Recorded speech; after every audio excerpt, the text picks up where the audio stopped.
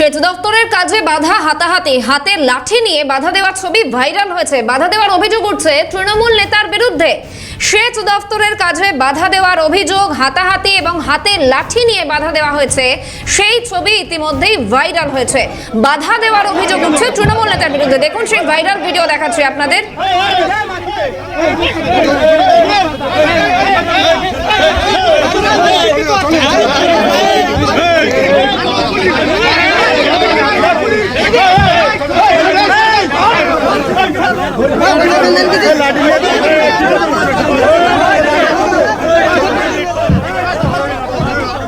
Viral ভিডিওর সেই ছবি, সেই ভিডিও আপনাদের দেখালাম। ভিডিওর সত্যতা যাচাই করেনি সিএন এবং এখানেও কাঠগড়ায়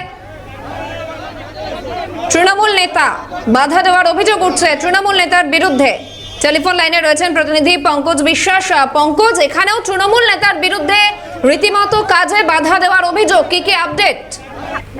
যেটা প্রথমে তোমাকে বলে রাখি যে তৃণমূল নেতা বাহার আলী মোল্লা তিনি কিন্তু অভিযোগ অস্বীকার করেছেন, কিন্তু যেটা সূত্র মাত্র জানা যাচ্ছে যে কলকাতা থেকে যে জলটা পাশে আছে সেই জলটা বাগচিরা খাল হয়ে কিন্তু এই ঘুষিঘাটা লকগেট হয়ে বিটাপুরি নদীতে মেশে, এবং যেহেতু এখন বর্ষার সময় সেহেতু ওই লকগেটের কাজ কিন্তু দ্রুত গতিতে সেচ দপ্তরের উদ্যোগে সারাইয়ের কাজ চলছিল এবং একটি ঠিকাদার সংস্থা সেই কাজ করছিলেন। যেটা অভিযোগ, আজকে কাজ চলাকালীন বাহার আলী মোল্লা এবং তার অনুগামীরা এসে কিন্তু ঠিকাদার সংস্থার কর্মীদের কাজে বাধা দেয় এবং সেই ঘটনাটা কিন্তু হাতাহাতি হয়, উত্তেজনা ছড়ায়। অপরদিকে বাহার আলী যেটা দাবি যে তিনি কোনো বাধা দেননি, তার অনুগামীরা প্রথমে কিন্তু কাজ করছিলেন, সেই কাজে কিন্তু অন্য পক্ষ এসে বাধা দেয়, সেই নিয়েই কিন্তু একটা গন্ডগোলের সূত্রপাত হয়েছে, কিন্তু কোন রকম কোনো হাতাহাতি বা মারধরে কোনো ঘটনা ঘটেনি এমনটা কিন্তু জানিয়েছেন বাহার আলী মোল্লা।